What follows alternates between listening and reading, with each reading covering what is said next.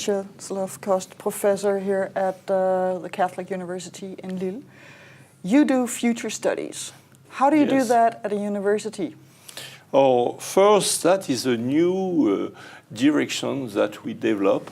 So it is, of course, as any new idea, as any new department, it is not easy to develop it. But I've been in the field of future study for 30 years, and for me it is fascinating to develop future study in a university. Actually, there are not many universities even in the world who are developing a department of future studies. Right, because I mean, usually science is about having a hypothesis. You you do everything that you possibly can to prove that you're wrong. And if you cannot prove that you're wrong, you take it as a scientific truth and you write a paper about it. Yes. And if enough people have tried to take your hypothesis apart and they've failed, and they also publish papers about it, then you have a scientific theory.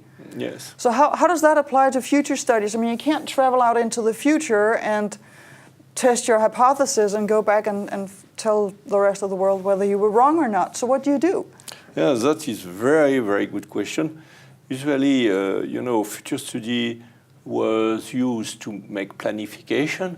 And of course, planification seems sometime not be relevant. And when I say sometime, it is a lot of time. So it is a kind of euphemism. And actually, I love this sentence. It is, if you want to make law of God, you have just to make plan. So actually, just to say that, of course, future cannot be really planned. You cannot really be sure about what will happen in the future. Actually, it is you can even prove scientifically that it is impossible to predict the future, because actually the complexity of the elements make the possibility to understand fully your actual situation impossible. So then how you could anticipate the future. But in other hand, of course, it is very, very useful to consider different possibilities in the future, and that gives you advantage. I mean, so the major work of future study is just to find big axes or major question, and just even elaborate. Those questions are very interesting. So what are the questions of the future? You know, that is already future study. What are the questions of the future? And then how the thing could evolve? What kind of scenario? And that is very interesting. Even if neither of those scenarios happens, it gives you a kind of a flexibility in front of the future that people who don't have anticipate the future don't have. So you're a private university and you do future studies, and are there commercial interests in those future studies that you do here? Or in our previous conversation you said that it's about freedom, and I suppose it's about scientific freedom that you have a private university. So, so is it different, the future studies that you do here, than the future studies you would be doing in, say, a state-owned university, in case there are state-owned universities that do future studies? Well, actually, the department is built around four major ideas. The first major idea is how to do global planetary future studies. I have been working on this for now 300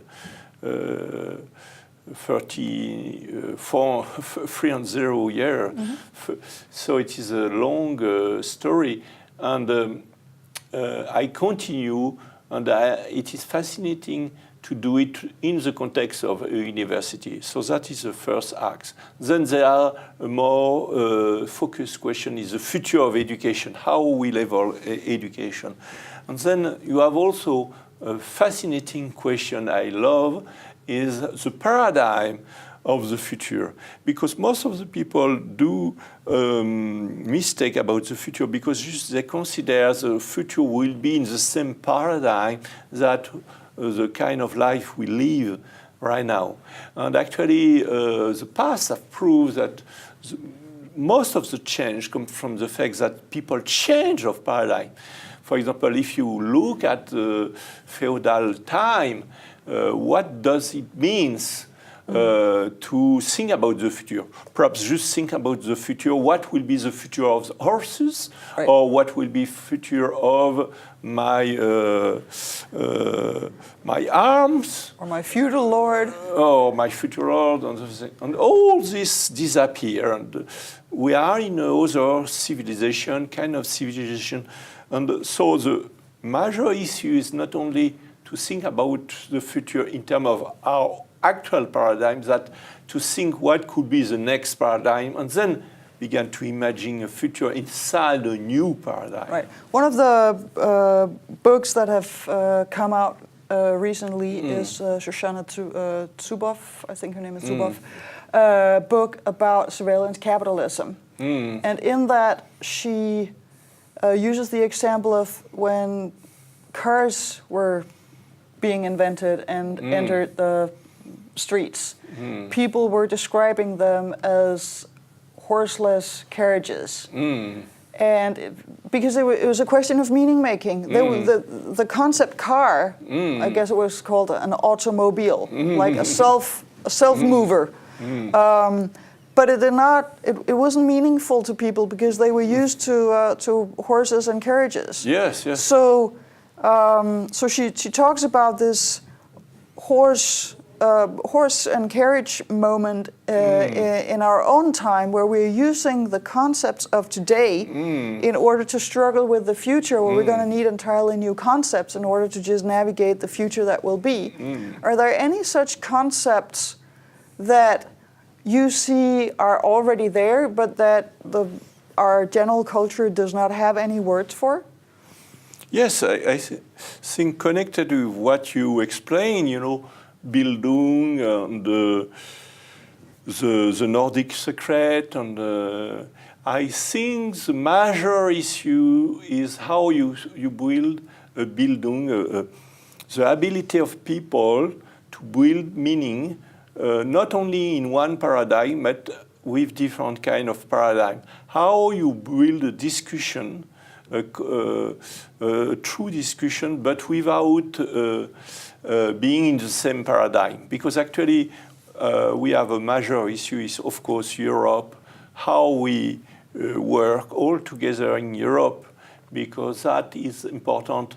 Without it, we cannot be influenced in front of the world. We cannot, we are just each of us a little country in front of